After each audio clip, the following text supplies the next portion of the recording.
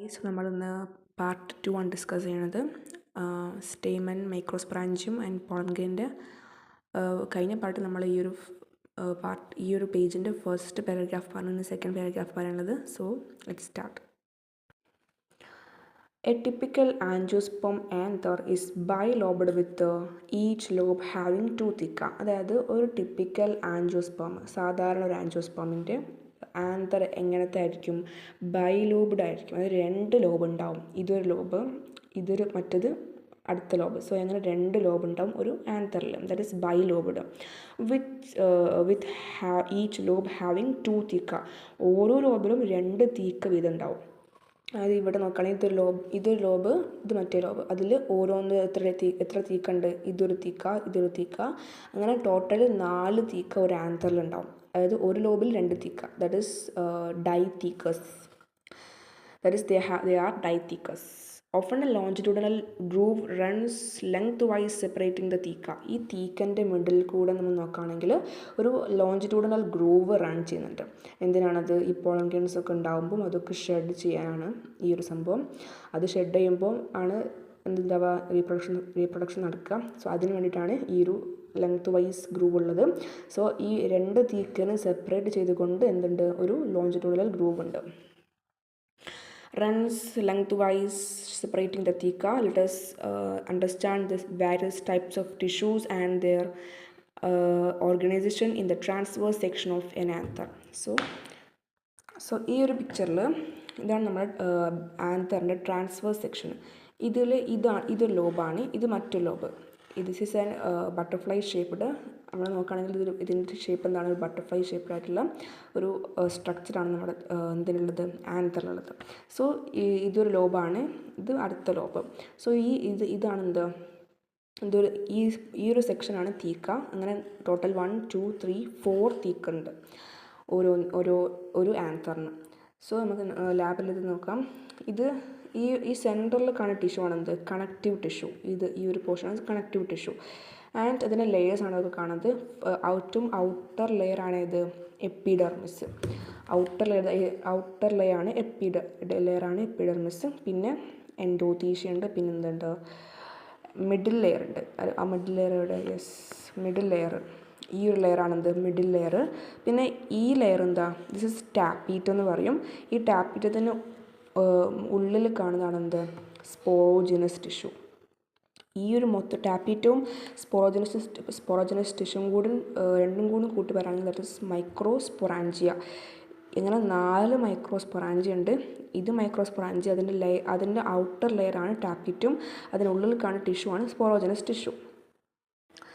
So next നോക്കാം. The bilobed nature of an anther is very distinct in the transverse section of the anther. അത് next നമ്മൾ നേരത്തെ കണ്ട ഒരു സ്ട്രക്ചറിൽ എന്താണ്? ഈ ആന്തറിൻ്റെ ബൈലോബ്ഡ് നാച്ചർ എന്താണ്? വെരി ഡിസ്റ്റിങ്ക്റ്റ്, ഭയങ്കര ഡിസ്റ്റിങ്ക്റ്റ് ആയിട്ട് നമുക്ക് കാണാൻ പറ്റും. The anther is 4 sided. ആന്തറിന് എത്ര സൈഡ് ഉണ്ട്? 4 സൈഡ് ഉണ്ട്. ഞാൻ നേരത്തെ കണ്ടു. That is tetragonal structure consisting of 4 microsporangia. 4 microsporangia ഉള്ള ഒരു ടെട്രഗണൽ സ്ട്രക്ചറാണ് ആർക്കുള്ളത്? ആന്തറിനുള്ളത്. അതായത് ഇങ്ങനെ 1 1 2 3 4 അങ്ങനെ 4 മൈക്രോസ്പൊറാഞ്ചിയ ആർക്കുണ്ടാവും? ആന്തറിനുണ്ട്. So located at the corners. ഞാൻ നേരത്തെ പറഞ്ഞ കോർണേഴ്സിൽ ഉള്ള സംഭവമാണെന്ന് മൈക്രോസ്പൊറാഞ്ചിയ. 2 in each lobe. ഓരോ ലോബിലും 2 മൈക്രോസ്പൊറാഞ്ചിയ ഉണ്ടാവും. The microsporangia develop further and become pollen sac. ഈ മൈക്രോസ്പൊറാഞ്ചിയാണ് ഡെവലപ്പായിട്ട് എന്തായി മാറുന്നത്? പോളൻ സാക്ക് ആയിട്ട് ഡെവലപ്പാണത്. പോളൻ സാക്കിൽ എന്താണ്ടാവുക? പോളൻ ഗ്രെയിൻസ് പ്രൊഡ്യൂസ് ചെയ്യുന്ന സാക്കാണ് പോളൻ സാക്ക്. അപ്പോൾ തൗസൻഡ്സ് ഓഫ് പോളൻസ് പ്രൊഡ്യൂസ് ചെയ്യണമെങ്കിൽ എന്ത് വേണം? പോളൻ സാക്ക് വേണം. ആ പോളൻ സാക്കായിട്ട് ഡെവലപ്പ് ആണതാണ് എന്ത്? Microsporangia. They extend longitudinally all through the length of an anther. ഒരു ആന്തറിൻ്റെ ഇതേപോലെ ഒരു ആന്തറിൻ്റെ എല്ലാ ലെങ്ത്തിലും എന്തുണ്ടാവും? ഈ മൈക്രോസ്പൊറാഞ്ചിയ ഇങ്ങനെ ലെങ്ത് വൈസ് ആയിട്ട് എക്സ്റ്റെൻഡ് ചെയ്ത് കിടക്കുകയാണ്. They extend longitudinally all through the length of an anther and are packed with pollen grains. ഇത് ഇങ്ങനെ ഡെവലപ്പായിട്ട് എന്തായി മാറും? പോളൻ സാക്കാവും. പിന്നെ അതിലൂടെ എന്ത് വരും? പോളൻ ഗ്രെയിൻസ് വരും. അങ്ങനെ പോളൻ ഗ്രെയിൻസ് കൊണ്ട് എന്ത് ചെയ്യാണ്? പാക്ക് ചെയ്തിട്ടുള്ള ഒരു സ്ട്രക്ചറാണെന്ത്? മൈക്രോസ്പൊറാഞ്ചിയ. നെക്സ്റ്റ് വൺ നെക്സ്റ്റ് പഠിക്കാനുള്ളത് സ്ട്രക്ചർ ഓഫ് മൈക്രോസ്പൊറാഞ്ചിയം. ഈ മൈക്രോസ്പൊറാഞ്ചിയം എന്ന് പറഞ്ഞാൽ എന്താണ്, ഈ ഒരു സ്ട്രക്ചറാണ്, ഇങ്ങനത്തെ ഒരു സ്ട്രക്ചറിന് വിളിക്കുന്ന പേരാണ് മൈക്രോസ്പൊറാഞ്ചിയം. ഇങ്ങനെ 4 എണ്ണം ഉണ്ടാവില്ല, അങ്ങനെ 4 എണ്ണം ആണെങ്കിൽ അത് പ്ലൂറലായി, that is microsporangia. That is the difference between microsporangia and microsporangium. ഇത് സിംഗുലർ ആണ്, ഇത് പ്ലൂറലാണ്. Okay, so structure of microsporangium. ഇങ്ങനെ ട്രാൻസ്വേഴ്സ് സെക്ഷൻ, ഒരു ട്രാൻസ്വേഴ്സ് സെക്ഷനിൽ നേരത്തെ കണ്ട ഒരു സെക്ഷനിൽ a typical microsporangium appears near circular in outline. നമ്മൾ ട്രാൻസ്വേഴ്സ് സെക്ഷനിൽ നോക്കുമ്പം ഒരു ടിപ്പിക്കൽ മൈക്രോസ്പൊറാഞ്ചിയം എങ്ങനെയുള്ളത്, ഏകദേശം ഇങ്ങനെയുള്ളത് സർക്കുലർ ഇൻ സ്ട്രക്ചർ ആണല്ലേ. So next, it is generally surrounded by 4 wall layers. നേരത്തെ പറഞ്ഞ അതേപോലെ തന്നെ ഇത് മൈക്രോസ്പൊറാഞ്ചിയം, അതിൻ്റെ ചുറ്റും എത്ര വാൾ ലെയേഴ്സ് ഉണ്ട്? 4 വാൾ ലെയേഴ്സ് ഉണ്ട്. ഒന്ന് എപ്പിഡെർമിസ്, ഔട്ടർ ലെയർ എപ്പിഡെർമിസ്, പിന്നെ എൻഡോത്തീഷ്യം, പിന്നെ മിഡിൽ ലെയർ, പിന്നെ tapetum. So 4 wall layers, the epidermis ഏതൊക്കെയാണത്? Epidermis, endothecium, middle layer and the tapetum. The outer 3 wall layers, അതായത് പുറത്ത് കാണപ്പെടുന്ന 3 വാൾ ലെയേഴ്സ് ഏതൊക്കെയാണ്? Epidermis, endothecium, middle layer. Perform the function of protection. ഈ 3 ലെയേഴ്സിൻ്റെ function എന്താണ്? അവർ ഈ മൈക്രോസ്പൊറാഞ്ചിയത്തെ എന്ത് ചെയ്യും? പ്രൊട്ടക്റ്റ് ചെയ്യും. And help in dehiscence of anther to release the pollen. അതായത് പോളൻ ഡെഹിസൻസ് എന്ന് വെച്ചാൽ ബ്രേക്ക് ചെയ്യാൻ, ഈ ആന്തറിനെ ആന്തർ ബ്രേക്ക് ആയാലും എന്ത് പുറത്തേക്ക് വരുള്ളൂ? പോളൻ ഗ്രെയിൻസ് റിലീസ് ആവുള്ളൂ. സോ ഈ ആന്തറിനെ ബ്രേക്ക് ചെയ്യാൻ ഹെൽപ്പ് ചെയ്യുന്നത് ആരാണ്? 3 എപ്പിഡെർമിസ്, എൻഡോത്തീഷ്യം, മിഡിൽ ലെയർ പോലത്തെ ആ 3 ലെയേഴ്സാണ് ഇതിന് ഡെഹിസൻസിനും അതുപോലെ തന്നെ അതിൻ്റെ പ്രൊട്ടക്ഷനും ഹെൽപ്പ് ചെയ്യുന്നത് of anther to release the pollen.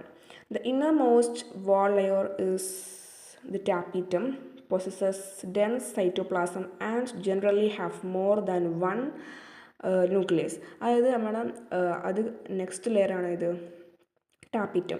ടാപ്പിറ്റം എന്ന് വെച്ചാൽ അതൊരു ഇന്നർ മോസ്റ്റ് ലെയറാണിത് ടാപ്പിറ്റം.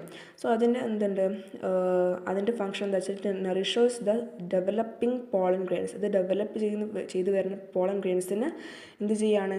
നറിഷ് ചെയ്യുന്നതാണ് നമ്മുടെ ടാപ്പിറ്റാണ്. നറിഷ്മെൻറ്റ് കൊടുക്കുന്നത്, അത് ന്യൂട്രീഷൻസ് ഒക്കെ പ്രൊവൈഡ് ചെയ്യുന്നത് ആരാണ്? ടാപ്പിറ്റമാണ്. So cells of the tapetum possesses dense cytoplasm. ഈ ടാപ്പിറ്റത്തിൻ്റെ സെൽസ് ഉണ്ടോ, ഇത് കുറച്ചും കൂടി എൻലാർജ്ഡ് സ്ട്രക്ചറാണ്. സോ ഇവിടെ ഇതാണ് ടാപ്പിറ്റത്തിൻ്റെ സെൽസുകൾ എന്താണ്? ഡെൻസ് സൈറ്റോപ്ലാസം ഉണ്ട്, അതിന് നല്ല സൈറ്റോപ്ലാസം ഉണ്ട്. And generally have more than 1 nucleus. ഒന്നിൽ കൂടുതൽ എന്തുണ്ടാവും? ന്യൂക്ലിയസും ഇവിടെ കാണാൻ പറ്റും അല്ലേ? ഒരുപാട് ന്യൂക്ലിയസുകൾ ഇവിടെ, അതായത് ഒന്നിൽ കൂടുതൽ ന്യൂക്ലിയസും ഡെൻസ് സൈറ്റോപ്ലാസം ഉള്ള ഒരു സ്ട്രക്ചറാണ് ഒരു ലെയറാണ് ടാപ്പിറ്റം.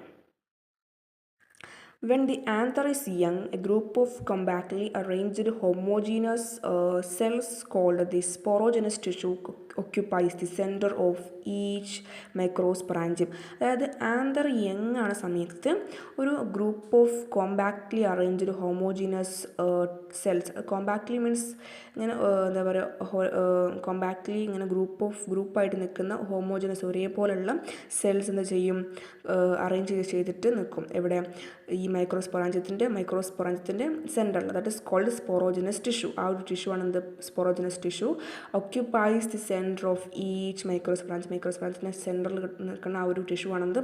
സ്പോറോജനസ് tissue. So next, microsporogenesis. Microspore production എന്ന് വിളിക്കുന്ന പേരാണെന്ത്? മൈക്രോസ്പോറോജനസിസ്. നേരത്തെ പഠിച്ച സിസ്റ്റം എന്താണ്? മൈക്രോസ്പൊറാഞ്ചിയമാണ്. ഈ മൈക്രോസ്പൊറാഞ്ചിയത്തിൽ എന്തുണ്ടാകുന്നത്? മൈക്രോസ്പോർ ഡെവലപ്പ് ആണത്. ആ മൈക്രോസ്പോറിൻ്റെ പ്രൊഡക്ഷൻ നെക്സ്റ്റ് പഠിക്കാൻ വേണ്ടി പോണത്. അതുണ്ടാകുന്ന പ്രോസസ്സാണ് microsporogenesis. As the anther develops, anther young ആയി പിന്നെ കുറച്ച് ഇങ്ങനെ ഡെവലപ്പായി വരുമ്പോൾ the cells of the sporogenous tissue undergo meiotic divisions to form microspore tetrad. അത് ആന്തർ ഇങ്ങനെ ഡെവലപ്പായി ഇങ്ങനെ മെച്ചുറായി വരുന്ന സമയത്ത് ഈ സ്പോറോജിനസ് ടിഷ്യൂവിലുള്ള സെൽസ് എന്ത് ചെയ്യും? അണ്ടർഗോ മിയോട്ടിക് ഡിവിഷൻ, മിയോസ് സംഭവിച്ചിട്ട് എന്തായി മാറും?